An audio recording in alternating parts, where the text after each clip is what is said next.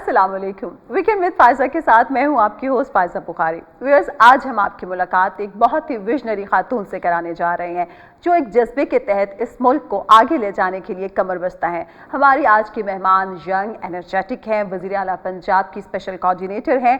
पैदाइश तो उनकी कराची की है, लेकिन शादी के बाद से वो लाहौर में मुकीम हैं। उन्होंने कराची से MBA किया और 2009 में उन्होंने सियासत के मैदान में कदम रखा। ये बहुत ही कॉन्फिडेंट और कॉम्पिटेंट सियासतदान है और हर तरह के हालात में ये अपनी पार्टी के साथ खड़ी रही। अगर हम 2018 के जनरल इलेक्शन की बात करें तो डोर टू डोर इन्होंने कैंपेन की और लोगों के अंदर नए पाकिस्तान का एतमाद पैदा किया। 2019 से वो chairperson child protection welfare bureau तैनात हुई और तब से उन्होंने अपना नस्बुल ऐन बना लिया कि किसी भी बेसहारा को बगैर छत के नहीं रहना चाहिए। जी हाँ, हम बात कर रहे हैं सारा अहमद की। आज के प्रोग्राम में हम उनकी पर्सनल लाइफ के बारे में भी जानेंगे और ये पूछेंगे कि ये इदारा बच्चों की फलाह के लिए किस तरह से काम कर रहा है और उन्हें अभी तक कितनी कामयाबियां हासिल हुई। अस्सलाम वालेकुम सारा। वालेकुम अस्सलाम। कैसी हैं सारा? मैं बिल्कुल ठीक हूँ, आप कैसी हैं? मैं बिल्कुल ठीक। सारा, सबसे पहले तो आपका शुक्रिया कि आपने कैपिटल TV के लिए वक्त निकाला। जी थैंक यू, बिल्कुल नहीं, honour to be part of your show. Thank you. अच्छा सारा, अभी तो हमने मतलब जिस इंस्टीट्यूट के साथ आप एसोसिएट हैं हम उस पर बहुत सारी बातें करेंगे, लेकिन कुछ बातें कराची की करते हैं क्योंकि पैदाइश आपकी कराची की है और उस स्टडीज़ भी आपकी वहीं की हैं। ऑब्वियसली फैमिली के साथ टाइम भी वहाँ पे गुजरा।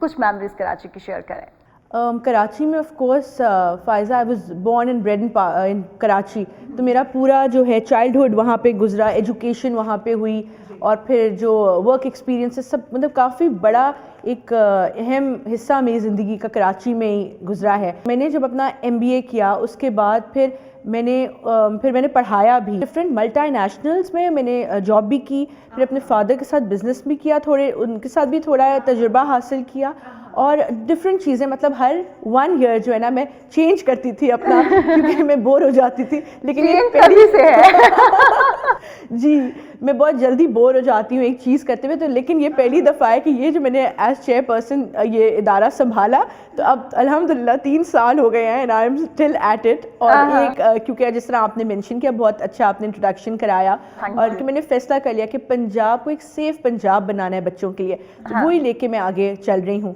अच्छा सारा, भी आपने कहा ना कि बोर हो जाती थी बहुत जल्दी इसलिए चेंज करती थी, मतलब पार्टी से बोर नहीं हुई अभी तक? नहीं पार्टी से बिल्कुल चेंज करने का नहीं, पार्टी से बोर नहीं हुई। वो तो एक लॉन्ग टर्म विजन के साथ पार्टी ज्वाइन की और अभी भी उसी पे हम जो है वो काम कर रहे हैं, तो उससे नहीं बोर हुई। लेकिन डिफरेंट चीज़ें की, इंटीरियर डिज़ाइनिंग का कोर्स भी किया UK से मैंने। जी MBA तो मैंने कराची से किया, उसके बाद मैंने ये भी किया और उसको भी थोड़ा परस्यू किया। फिर जब पॉलिटिक्स ज्वाइन कर ली ना, उसके बाद there was no other change, फिर इसी में बस रही। और वो मेरी जब मैंने ज्वाइन की फायजा, तो it was not easy because you know कि पॉलिटिक्स के साथ एक ऐसी परसेप्शन है कि एजुकेटेड और यंग स्पेशली गर्ल्स नहीं होती हैं एसोसिएटेड, तो मुझे फैमिली की तरफ से भी जो है वो रेजिस्टेंस का सामना करना पड़ा और बड़ा मुश्किल था इसको परस्यू करना as a career, as a field. जी, और अभी भी यू माइट बी नोइंग कि मैं एक ऑनररी तौर पे काम कर रही हूँ। जी, तो बस मेरा एक पैशन है कि करना है कुछ और आपको बिजी रखना है और कुछ अच्छा करना है मुल्क के लिए। तो वो बिल्कुल। अच्छा, इस पर बात करेंगे अभी। सारा ये बताएं कि कितने भाई बहन थे आप लोग? जी, मेरे 2 छोटे भाई हैं and I am the only daughter, तो हम 3। बहुत लाडली होगी? जी बिल्कुल अम्मा अब्बा की लाड। जी, तो बिल्कुल जब लाहौर मूव हुई तो वो भी एक बड़ा चेंज था बिकॉज मेरी पूरी फैमिली कराची में है, तो कराची वालों का अपना एक लाइफस्टाइल होता है। बिल्कुल बिल्कुल, काफ़ी मतलब लाइफस्टाइल फ़र्क है लाहौर और कराची में। जी है फ़र्क, तो वो तो ऑफ कोर्स एडजस्ट करना पड़ा एंड वो थोड़ा डिफ़िकल्ट पीरियड था first year after coming to Lahore, क्योंकि फैमिली भी नहीं और फिर फ्रेंड्स भी शुरू से बनाने यहाँ पे, आई डिडंट नो एनीबॉडी, तो that was a tough phase, लेकिन वो हो गया अल्हम्दुलिल्लाह। अच्छा, ये बताएं कि कराची की कौन सी चीज़ है जो सबसे ज़्यादा मिस करती हैं लाहौर आने के बाद? एक तो फैमिली बहुत मिस करती हूँ, फ्रेंड्स जो बचपन के दोस्त हैं, चाइल्डहुड स्कूल फ्रेंड्स, उनको बहुत मिस करती हूँ यहाँ पे, क्योंकि उनकी आपको पता है एक अलग ही बात होती है, जो स्कूल से दोस्तें होती हैं उनका कोई मुकाबला नहीं होता, तो वो मैं बहुत मिस करती हूँ। और फैमिली के इवेंट्स, बड़ी दावतें, because I have a big family in Karachi माशाल्लाह, तो वो वहाँ पे बहुत सारे इवेंट्स होते हैं सब, तो वो of course I can't be part of those, तो वो मैं बड़ा मिस करती हूँ। हर बार तो नहीं जा सकते ना। और कराची का खाना मैं मिस करती हूँ, वहाँ पे कराची के खाने और लाहौर में बड़ा فرق ہے. تھوڑا ناٹ دیٹ لاہور کا کھانا اچھا نہیں ہوتا, لیکن لاہوری اپنے کھانے کے لیے مشہور ہے, بٹ ہمارا جو ہے نا آپ کو ٹرائی کراؤں گی کبھی, اس کی بھی اپنی بات ہے الگ. تو وہ میں آف کورس کراچی کی نہاری, کراچی کی بریانی, بالکل یہ سب چیزیں مس کرتی ہیں. اچھا ویسے سارا خود سے کوکنگ کا شوق ہے, کر لیتی ہیں کوکنگ؟ جی مجھے جب پہلے بھی شوق رہا ہے اور ابھی بھی جب بھی ٹائم ملتا ہے میں کر لیتی ہوں ضرور کوکنگ, کچھ نیا کچھ ٹرائی کرنا. اور کیا چیز سب سے اچھی بناتی ہیں؟ مجھے دیسی اتنا اچھا نہیں آتا کھانا بنانا, لیکن میں اٹالین اچھا بنا لیتی ہوں, جیسے لازانیا, پاستا ٹائپ چیزیں. ڈیزرٹس اچھی بنا لیتی ہوں, بیکنگ کا شوق بھی ہے. تو جب اسپیشلی گھر میں کوئی باتیں کرتی ہیں, میٹھا کھلاتی ہیں. جب گھر میں کوئی ایونٹ ہوتا ہے, اسپیشلی کوئی بھی ٹی, ہائی ٹی, جب بھی میں کوئی ایونٹ رکھتی ہوں, لنچ ڈنر, تو میں ضرور کچھ نہ کچھ خود بنا رہی ہوتی ہوں اس میں. زبردست, یہ اسکلز بھی ہیں جی, دیکھ لیں کتنی سگڑ ہے. اچھا تو پھر شادی جو ہوئی وہ لو میرج تھی یا ارینج میرج تھی؟ Mixed, half half. اچھا ٹھیک, ارینجڈ اینڈ لو بوتھ. صحیح. جی اچھا پھر اس کے بعد لاہور آ گئی؟ بالکل. اچھا 2009 میں آپ نے سیاست میں آنے کا فیصلہ, جی جب آپ نے پی ٹی آئی جوائن کرنے کا یا سیاست میں آنے کا سوچا تو فیملی کی طرف سے کیا ریاکشن تھا؟ جب میں نے جوائن کیا اس وقت میں اپنا ماسٹرز کر رہی تھی, میں پڑھ ہی رہی تھی اس وقت کراچی میں. تو جب میں نے سوچا اور پھر ایکچولی جب میرے پیرنٹس کو لگا یہ تو ایکچولی سیریس ہو گئی ہے, پہلے تو ان کو لگا کہ یہ ایسے ہی کر رہی ہے, ٹیمپریری, ہاں تھوڑے سے دنوں میں اس کا وہ اتر جائے گا, جیسے کہ وہ چیزیں چینج کرتی ہے تو وہ کہے گی میں اب نہیں کر رہی, اس سے بھی بور ہو گئی. لیکن دیٹ ڈنٹ ہیپن, اور میں I wanted to pursue the field. And جب میرے پیرنٹس کو لگا یہ تو سیریس ہے تو پھر دیر واز اے پرابلم کہ او نو یہ تو معاملہ ٹھیک نہیں ہے. تو وہ مجھے فیس کرنا پڑا. I was not even engaged at that time. تو وہ آپ کو پتا ہے سوشل پریشر بھی ہوتا ہے تھوڑا سا, یہ پالیٹکس میں she is going into this field, تو وہ تھا. لیکن میں نے بہت مشکل سے جو ہے نا اس کو پھر کنٹینیو کیا, ان کو کنونس کیا. اور مطلب اٹس ریئلی انٹرسٹنگ. میں آپ کو بتاؤں کہ میں جلسوں پہ جاتی تھی تو میری مدر بہت پروٹیکٹیو ہے, تو وہ ان کو ہوتا تھا کہ یہ اتنے دور جا رہی ہے, جیسے حیدرآباد میں کوئی جلسہ ہے تو I would go there with my colleagues, تو ان کو کافی وہ پروٹیکٹیو تھیں. تو یہ ہوتا تھا کہ جلسے پہ میں بیٹھی ہوئی ہوں اسٹیج پہ, اور تھوڑی دیر بعد میں دیکھتی ہوں کہ میرے پیرنٹس بھی پیچھے بیٹھے ہوئے ہیں. تو وہ that was so like sort of embarrassing. وہ مجھے جو ہے نا کچھ کھانے کو دے رہی ہوتی تھی, I was still a child for them, because I was in my 20s, right, یہ تب کی بات ہے. تو وہ مجھے دے رہی ہوتی تھی, تو میرے لیے تھا کہ میں یہاں پہ لوگ کیا سوچیں گے, کیا لوگ اماں باپ بھی پیچھے آ گئے. تو وہ اتنا پروٹیکٹیو ہوتے تھے, اور وہ بہت اچھی بات ہے, اور اتنا ہی ہونا چاہیے بچوں کو لے کے پیرنٹس کو پروٹیکٹیو.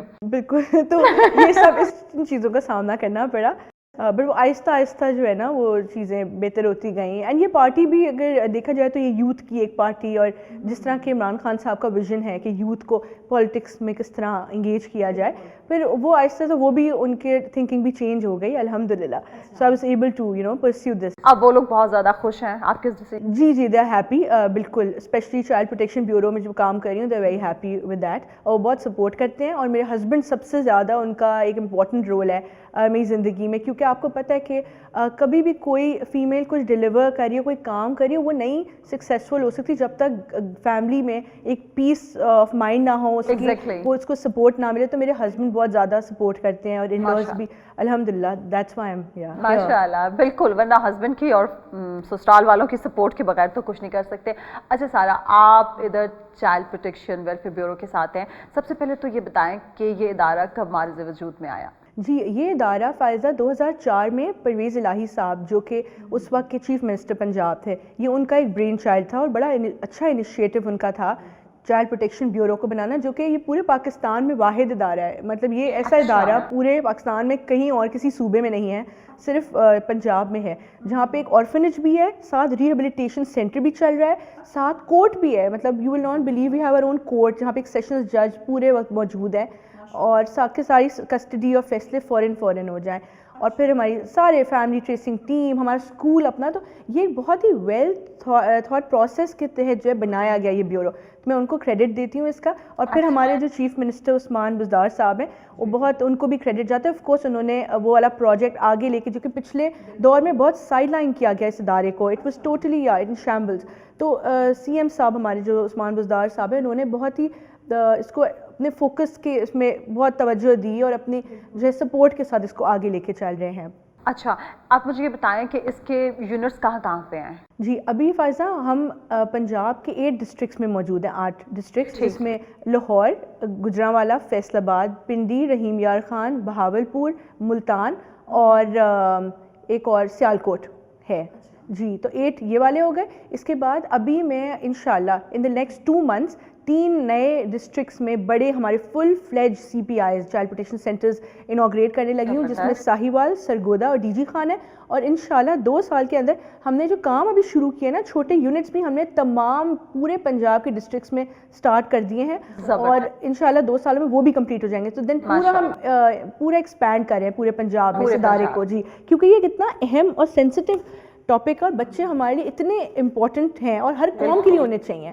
تو ان یہ سینٹرز ہر جگہ موجود ہونے چاہیے تاکہ بچوں کو ریسکیو کر سکیں، ان کو جو فیسلٹیز کی ضرورت ہے، فیملی سے ملوانا، جو گمشدہ بچے ہوتے ہیں، ابیوز کے کیسز آتے ہیں، اس میں انٹروین کرنے کے لیے ہمارا وہاں موجود ہونا بہت ضروری ہے. بالکل. اچھا تو سارا یہ جو اتنے سارے یونٹس آپ نے بتائے مختلف شہروں میں پنجاب کے، آپ ان کا فریکوینٹلی دورہ کرتی رہتی ہیں؟ بالکل میں دورہ کرتی رہتی ہوں. ابھی ہم نے 1 ہفتے پہلے اکاڑا میں نیا ایک CPU ہم نے انوگریٹ، وہ اس کی گراؤنڈ بریکنگ کی ہے ہم نے جی، سنگ بنیاد رکھا ہے اس کا. تو اس طرح جو میرے CPIs چل رہے ہیں ابھی، وہاں ہم اس کا ریگولرلی میں اور ہمارے ڈائریکٹر جنرل صاحب وزٹ کرتے رہتے ہیں، ڈفرینٹ ہمارے جو آفیشلز ہیں وہ بھی وزٹ کرتے ہیں، اور ہم سرپرائز وزٹ کرتے ہیں. کبھی کبھی صبح ارلی مارننگ میں پہنچ جاتی ہوں یا کوئی اور ڈائریکٹر پہنچ جاتے ہیں، اور کبھی ایسے ٹائم پہ جو وہ ایکسپیکٹ نہ کر رہے ہوں. اور آلسو ہم نے ایک اور اچھی چیز کی ہے فائزہ، وہ ہے کیمراز پلیس کروائے ہیں ہر بچے کے کمرے میں. بہت ضروری ہے. اور کیونکہ ہم نے دیکھا کہ جہاں پہ بچے رہ رہے ہیں، کیونکہ یہ اسٹریٹ چلڈرن ہیں، وہاں ابیوز کے واقعات پیش آ سکتے ہیں، اس کو مد نظر رکھتے ہوئے اور اس چیز کا خاتمہ کرنے کے لیے ہم نے کیمراز ہر جگہ پلیس کیے، جس کی ایکسیس میرے پاس بھی ہے، ڈائریکٹرز کے پاس بھی ہے جی، تاکہ فول پروف سسٹم جو ہے نا وہ قائم کیا جا سکے. بالکل ضبط. اچھا یہ بتائیں کہ بچوں کی گدہ گری کے حوالے سے اس ادارے نے ابھی تک کیا کچھ کیا ہے؟ جی فائزہ 3 سالوں میں میں تھوڑا سا اسٹیٹسٹکس بھی شیئر کروں گی آپ کے ساتھ. 16,000 بچوں کو ریسکیو کیا گیا. یہ وہ بچے تھے جو سڑکوں پہ تھے، ان میں ابیوز وکٹمز بھی تھے، ان میں چائلڈ بیگرز بھی تھے، ان میں گمشدہ بچے بھی تھے. میں آپ کو ٹوٹل ڈیٹا ایک بتا رہی ہوں. 16,000 اور اراؤنڈ 5,000 بچے جو صرف لاہور سے چائلڈ بیگرز ریسکیو کیے، اور پورے پنجاب سے اراؤنڈ 8,000. اچھا اور ہم یہ کرتے کیا ہیں؟ یہ ہم صرف یہ نہیں کرتے کہ چائلڈ بیگر نظر آ رہا ہے اس کو ریسکیو کر لیا، اس کو تحویل میں لے لیا، ان کو فوڈ، شیلٹر، پھر اس کے بعد ان کی کاؤنسلنگ کی جاتی ہے. ہم ایونچولی چاہتے ہیں کہ اس بچے کو واپس سڑک پہ نہ بھیجا جائے، اس کو بیورو میں ہی رکھیں جب تک یہ 18 ایئرس کا، کیونکہ ہمیں قانونی طور پر الاؤڈ ہے 18 سال تک بچے کو رکھنا اپنے پاس. تو ہم یہ کوشش کرتے ہیں، اور ہم اس میں الحمدللہ کامیاب بھی ہوئے ان دا سینس کہ کچھ بچے تھے ایسے جنہوں نے اپنے ماں باپ کے ساتھ جانے سے انکار کر دیا. مطلب they were so happy in the bureau, they said we don't want to go back. جس طرح کی لائف ان کو ادھر مل رہی تھی، ان کو فورس کیا جاتا ہے کہ بیگری کرو اور پھر کماؤ. ہمیں یہ پوچھنے والی تھی اس حوالے سے بتائیں کس طرح کی مطلب ان کی مجبوریاں کیا ہوتی ہیں؟ کیا ان کو فیملی کی طرف سے ہوتا ہے، یا ہم بہت سارے سنتے ہیں کہ بہت سارے گروپس ہیں، مافیاز ہیں جنہوں نے ان کو وہاں پہ اپوائنٹ کیا ہوتا ہے مختلف سگنلز پہ، مختلف جگہوں پر؟ جی تو 3 چیزیں ہیں اس میں، 3 کیسز ہوتے ہیں. ایک تو جو جینیون بیگرز وہ بہت کم ہیں، جو کہ غربت کا شکار ہیں، لوگوں نے اپنے بچوں کو پھر لگایا ہوا ہے کہ وہ بھیک مانگے تاکہ ان کا گھر چلے. دوسرے وہ ہیں جو پروفیشنل بیگری، مطلب وہ پیرنٹس ہی جان کے دے کین ورک، لیکن انہوں نے اسی کو اپنا کام دھندا بنا لیا، اسی کو بزنس بنا کے بچوں کو روز بھیجتے ہیں. تیسرے وہ جو مافیاز ہیں کہ وہ مافیاز کنٹرول کر رہے ہیں گینگز، اور وہ ڈفرنٹ بچوں کو سگنلز پہ صبح پلیس کرتے ہیں، شام میں پک کرتے ہیں اور ان سے پیسے کلیکٹ کرتے ہیں. تو یہ تینوں ہم نے پچھلے سال 2 گینگز کو اریسٹ کروایا پولیس کے ساتھ جی. ہماری ٹیم نے ریکی کی، چیک کیا کہ کدھر بچوں کو ڈراپ کیا جا رہا ہے، کدھر پک کیا جا رہا ہے اور کون اس کے پیچھے ہے.